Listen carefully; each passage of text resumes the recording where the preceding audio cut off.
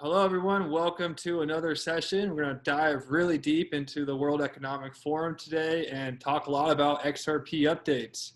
As you know, once we hit 1,000 followers, I'm going to be able to start doing live Q&As on this channel.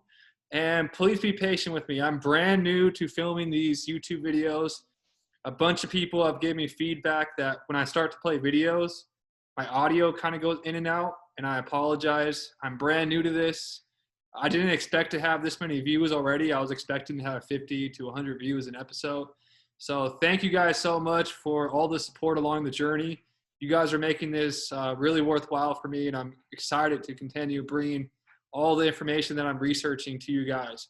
So actually, right after this video, I have a friend who's in a big time in the music, and he's going to help me with setting up my audio. So starting tomorrow, I should have crisp, clean, professional sound on all videos moving forward.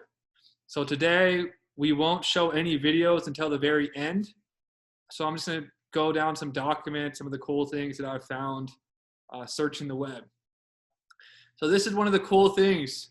Right now, the World Economic Forum in Davos is having a big event. They have one labeled Resetting Digital Currencies. I thought that was a crazy name. We've been talking about the reset a lot here.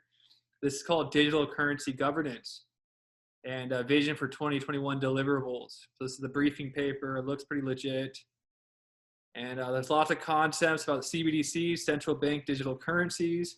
There's lots to talk about distributed ledger technology, blockchains, crypto, stable coins, all in this document. So you guys should look through it. Let me show you regulatory frameworks and stuff like that. They're talking about that, technology. So everything's switching over to the digital age, guys. That's just how it is. And when you find documents like this, I want to show you guys how to actually learn how to research yourself. So you don't need someone like me to share with you everything. So you go right here, go to edit, and you click find. So the first thing I did when I seen this was, okay, let's see if XRP pops up. And unfortunately on this one, XRP does not come up. And most people will just stop their research there. And you remember I've showed you past World Economic Forum documents that has XRP listed as the most relevant wholesale cross-border payments, something like that. So we've found XRP in past documents, but not this one. But let me show you this. So I kept digging. I typed in Ripple. Let me move my piece. So I go, okay, Susan Friedman. She is head of public policy, Ripple. And I'm like, okay, who is that? So I have her. I looked her up. Where is it? I have all these tabs. Let me just open up a new one. So you go and look her up, Susan Friedman, Ripple, Twitter. So there she is, head of public policy for Ripple. She works in DC. So you remember Ripple actually has an office in DC to work with regulators. That's how much they've been working with regulators through this whole thing. And she's been posting all the updates about the new treasury and updates for crypto. So you could tell she's all in the mix. And she's right here on the digital currency governance contributors. So she actually helped. She's with the same breath as MasterCard, same breath as some of the top people out here. Oh, wow, I didn't notice this. We also have somebody from Stellar. Seth from Stellar. We talked about Stellar last time.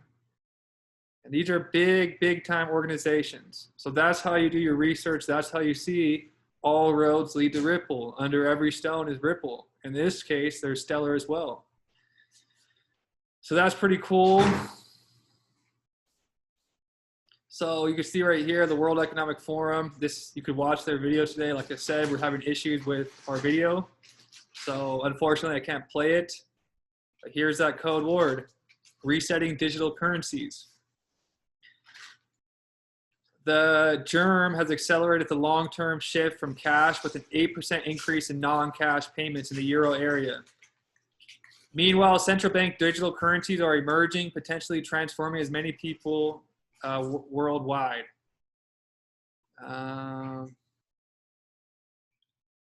So they're discussing on ways to start using digital currencies, and their whole exact term is resetting digital currencies. So got a bunch of these tabs going. So this is the Bank of England. I'll play this video at the end. Bank of England Governor Andrew Bailey. We still have some very big gaps to fill. This happened today. Cross-border payments being the obvious one, where the cost of making payments is too high. The cost of pre-funding is reduced dramatically with XRP in the middle, happening within seconds. That's not what he said. That's what XRP's use case is. But the Bank of England is talking about fixing cross-border payments. But let me show you guys this research. So I type in Bank of England and Ripple on Google. You guys are learning how to do your own research. You find tons of stuff. You find Ripple actually has a proof of concept. Ripple has a proof of concept with Bank of England.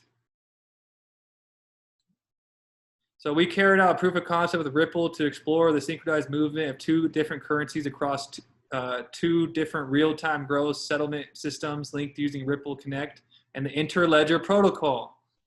Interledger Protocol is meant to handle all the money, like Evan Schwartz says.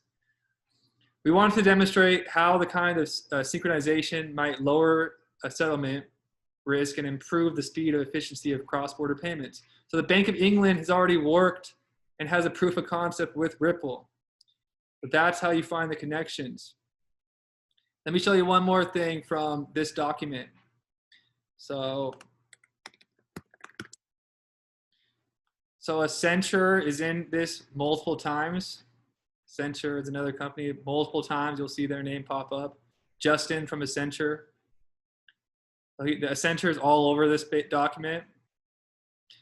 Now look at this.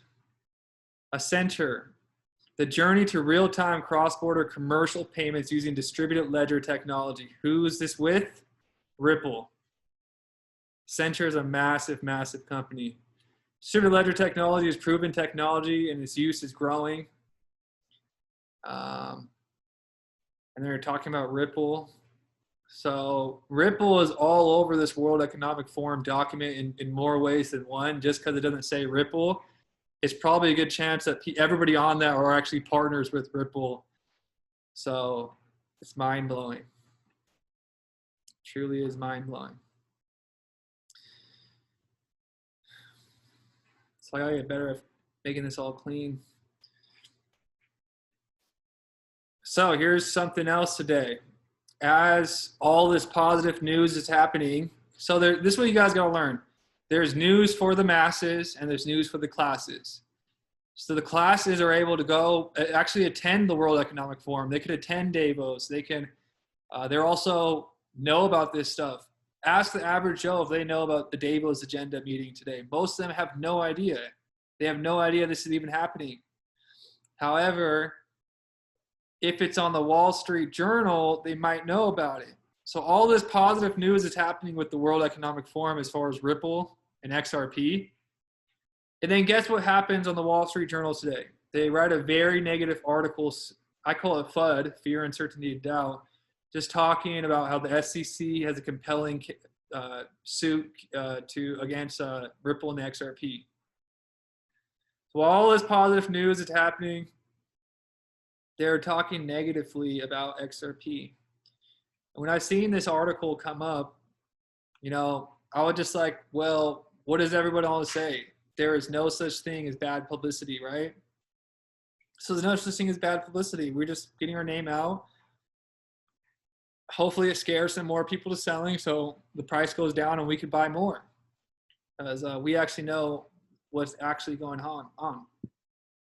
And if you don't believe me, as far as how this happened on January 5th. JP Morgan predicts Bitcoin price could rise over 146,000 in long term. So JP Morgan's telling them, hey, this is going to be the greatest investment. You have to buy in. You have to buy in. It's going to go to $146,000. Now, Entrepreneur posted today, Bitcoin may never go above 40,000 again. JP Morgan alerts. So JP Morgan now says it's not going to go over $40,000.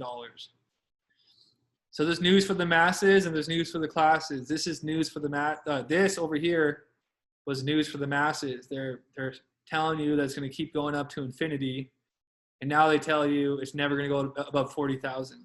I think maybe 40,000 was the top. They cashed out, and now they could have all the FUD. So that's why you don't really pay attention to this. You pay attention to your own research and your own observations. More negative news for Bitcoin. Harvard economics professor, governments will not allow Bitcoin on a big scale and they will win. So how do we know this? With Biden's new Treasury appointment, that Janet lady, she's already saying all this negative stuff about Bitcoin. All the Bitcoin maxis will tell you there's no way that governments could stop it, blah, blah, blah. Well, it looks like they're going to. Senate confirms Janet as U.S. Treasury. She's anti-Bitcoin. So a lot of people are nervous about her. Anti-Bitcoin.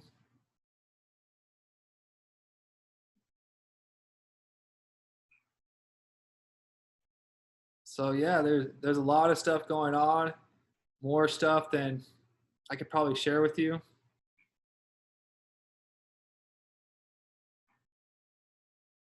So we've talked a lot about Bitcoin dominance being in China. This is the new SEC chair.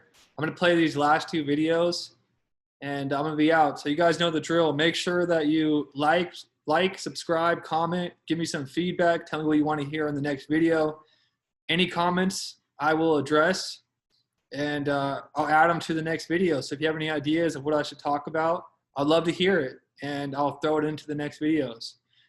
This is just a quick one, like I mentioned, because I have my buddy almost here, and we're going to work on the audio so we get it all perfect for you guys.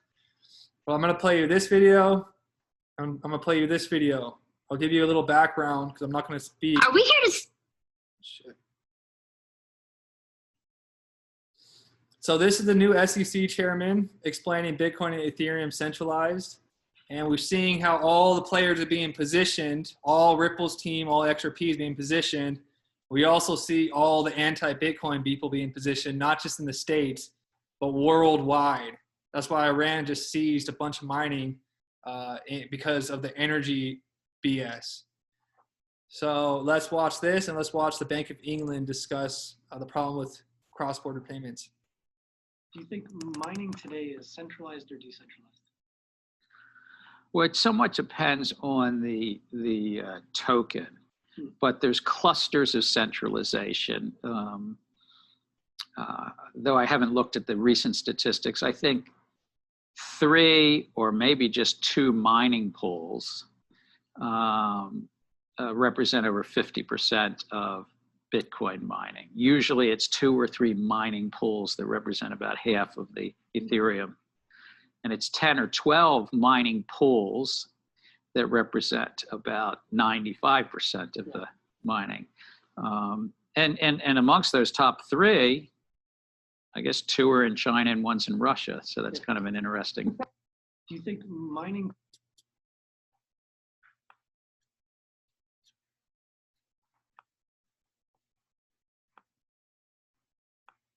Are we here to stay now with digital currencies as part of the financial ecosystem? I mean, there are definitely advocates strongly believing this and some on the opposite side. But has there been a turning point over the last 1 to 2 years? For instance, from COVID-19 or with the popularity of some cryptocurrencies? Has sentiment turned a corner? For those of us who have been involved in the technology for 7 years, we've seen sentiment ping pong back and forth. And where are we now with the thinking on how digital currency takes its place in the financial system? And I'd love to hear your perspective, not just on CBDCs, but on other forms of digital currencies. Governor Bailey, would you like to start us off? Yes, I mean, thank you. And I think, first of all, I think that the lessons of history are fascinating here. I think the answer to your question is, are we here to stay? Is for digital innovation and payments? Yes. I mean, there's been huge innovation in payments in recent years, and rightly so, but we still have some very big gaps to fill. Cross-border remittances, cross-border payments being the obvious one, where the cost of making payments is too high.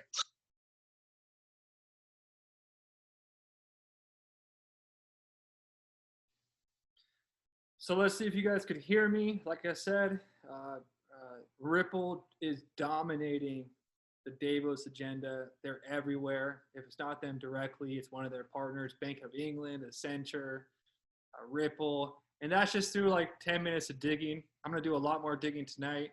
And thank you guys for joining this episode. And the best is yet to come. We're only going to get better and better, film better and better content for you guys. Let's build a community. So everybody like, subscribe, leave some comments, and I will see you guys next time.